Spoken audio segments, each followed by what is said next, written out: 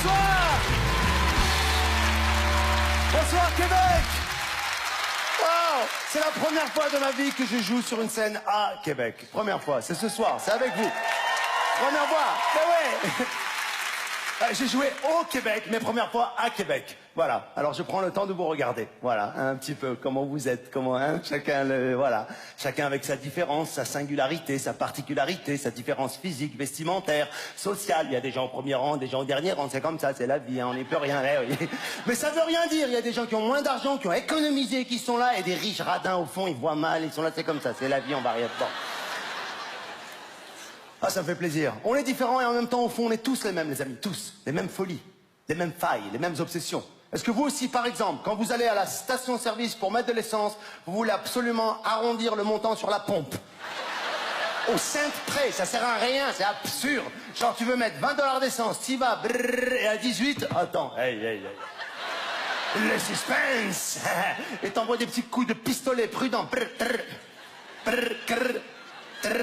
19, wow, 19, ta femme te parle, tu dis ta gueule chérie, je suis en finale, arrête. 19,90, et là l'échec, le drame absolu. 20,02. Ah, tu dis j'en ai rien à foutre, je vais jusqu'à 21. Et t'y arrives pas et tu continues. Un jour j'étais jusqu'à 89 par fierté. Le carburant sortait du réservoir, je disais je m'en fous. Je continue, esti. On est tous pareils, les amis, tous. L'autre jour, je suis dans l'avion pour arriver à Montréal. Il y a un mec assis à côté de moi, il se mouche et après il regarde. Pourquoi? Pourquoi il regarde? Pourquoi il analyse? S'il y en a trop, il va en remettre. Comment ça se passe? On est tous pareils. Tous. L'autre jour, j'étais avec ma copine à la maison, tranquille. On était en train de discuter. Et je me suis dit, on est tous pareils. On était dans une soirée peinard, tranquille, calme. Soirée sans obstacle, ok? Sans obstacle. Au Québec, on dit pas la fin des mots, hein. C'est un de ces trucs qui existent. Ouais. En tant qu'humoriste, on dit obstacle. Alors, c'est comme ça. Au Québec, je sais pas pourquoi. Hein, ils ont enlevé les TE à la fin de tous les mots. Et ils l'ont remis à ici. Ils ont fait un montage, je sais pas.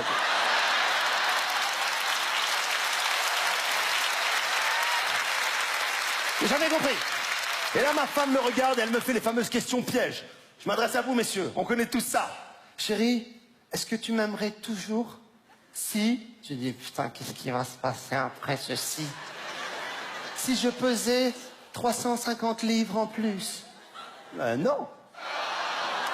Je t'aime, mais il y a des limites. Oh. C'est féminin. Je veux pas faire du machisme, de la misogynie, les amis. Mais c'est féminin. Il y a des choses, c'est féminin, et d'autres, c'est masculin. Tenez, je vais vous donner des exemples et vous allez me dire féminin ou masculin. Vous êtes prêts? Ok, par exemple, entendre des bruits la nuit, c'est... Waouh, à Québec, c'est la première fois de ma vie que j'entends fesculin. C'est un truc... Entendre des bruits la nuit, c'est féminin. Oui, il n'y a aucun homme au monde, dans toute l'histoire du couple, de l'humanité tout entière, qui a déjà dit à sa femme à 4 h du matin, chérie, je crois qu'il y a des gens dans la salle de bain, j'ai un peu peur. On n'est pas pareil. La manière de dormir aussi, on n'est pas pareil. Nous, les hommes, soit on dort pas. C'est binaire, c'est A ou B. Les femmes, c'est des trucs que je comprends pas. Genre, en fait, j'ai pas vraiment dormi, j'étais en train de m'endormir au moment où tu m'as réveillé, je croyais que je dormais, mais en fait, je dormais pas du tout. Ça m'a fait faire une sieste juste avant, et en fait, je me suis réveillé au milieu, j'avais l'impression que je dormais, en fait, j'étais réveillé. C'est ça qui est fou. Donc, dorénavant, je vais faire une petite sieste avant de me coucher. Comme ça, je dors au moment où je me réveille. Chérie, là, par exemple, t'es réveillée, rassure-moi.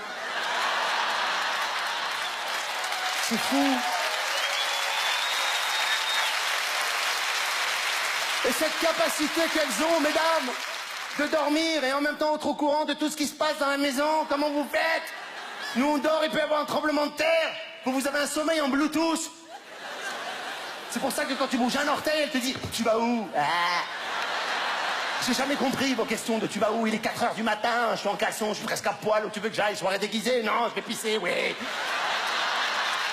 L'autre jour, je lui ai dit « Je vais pisser », elle m'a dit « Ok, alors reviens ». Je dis non, s'il y a une bonne ambiance, reste là-bas, moi je m'en fous. Ah ben ouais, je vais faire claquer la cuvette, tirer du papier toilette, je vais m'amuser, moi. Je suis revenu, elle m'a dit alors? Bien alors? Ah, tu veux vraiment un débrief de ce qui s'est passé?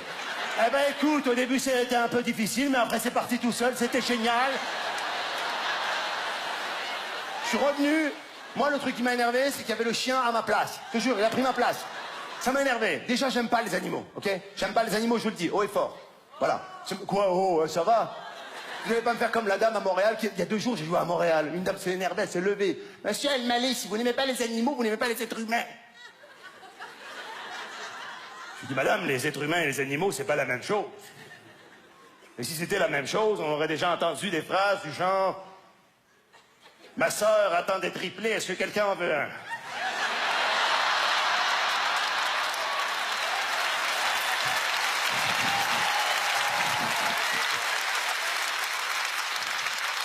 Dire j'aime pas les animaux, c'est une manière de déclencher une réaction tellement vive, rapidement, tu vois.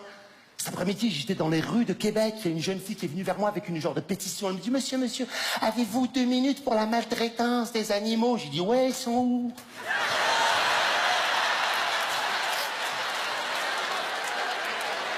Le pire, les amis, je voudrais vous le dire, pour moi, ce sont les poissons.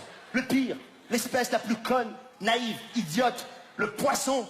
Le poisson, ça fait des années que la pêche existe. Il n'y a pas un poisson au monde qui s'est aperçu du petit coup de l'hameçon avec le ver de terre. Putain, ils sont cons. Je sais ce que vous allez me dire. Ouais, mais comment tu veux qu'ils s'en aperçoivent puisqu'ils sont morts, ils peuvent pas s'avertir les uns les autres? Oui, ils peuvent. Parce qu'il y a des gens qui pêchent et quand ils ont le poisson, ils le relâchent. Et ben ceux qui ont été relâchés, ils peuvent aller avertir les autres poissons. Putain, merde. Ouais! Ça paraît con, mais il y a des gens, ils font ça. Ils restent pendant 3 heures et dès qu'ils ont attrapé le poisson, ça existe. Ils lui défoncent bien la gueule, hein. Ils le triturent bien comme il faut, ils en font un bon tartare. Le gars, il a l'ouïe qui est défoncé, il a l'œil qui sort, et après ils disent « Allez, vas-y, regagne l'océan, tu es libre avec tes amis. » T'imagines un chasseur qui ferait la même chose, il tire un oiseau, paf! Allez, retourne dans le ciel maintenant.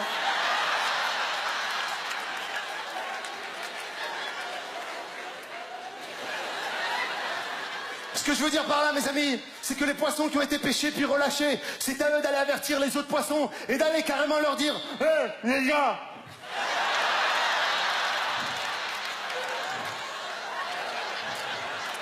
Ils m'ont défoncé la gueule, je suis plus capable, là, pas de passe. Non, je sais pas, j'étais en train de nager tranquillement. J'ai vu un ver de terre, j'ai mordu, putain, je suis monté à une de ces vitesses. Je suis monté tellement vite, je suis sorti de l'eau, première fois. J'étais jamais sorti de l'eau, moi je suis pas un dauphin, Et je commence à voler comme ça, je dois casser un fil. Et il y a un gars qui me tire comme ça sur un bateau.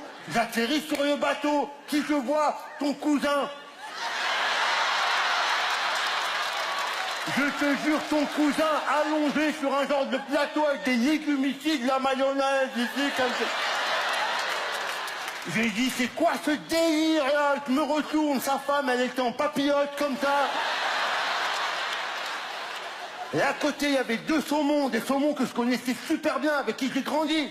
Des saumons d'enfance, des gars qu'on se cognait de la mer, tu vois, des saumons de... Bon, eux, ils sont du mois de mars, moi, là-bas, je suis un poisson d'avril, mais on se fréquente, tu vois. Et de voir un saumon dans cet état-là en tant que poisson, parce que pour que vous le sachiez, pour nous, les saumons, c'est l'élite de la mer. Tu vois ce que je veux dire? Oui, tout à fait. En tant que saumon, nous sommes un petit peu le haut du panier. Nous sommes un petit peu le gratin, si vous le voulez bien. Les saumons, notre chair est rose, nous comptons cher, nous parlons le norvégien, nous remontons les courants, nous ne nageons pas, nous ondulons, et nous n'avons pas des cages, ce sont plutôt des boules à facettes. Ferme ta gueule. Parce qu'ils vont t'attraper, mon frère. Ils vont te fumer. Mesdames et messieurs,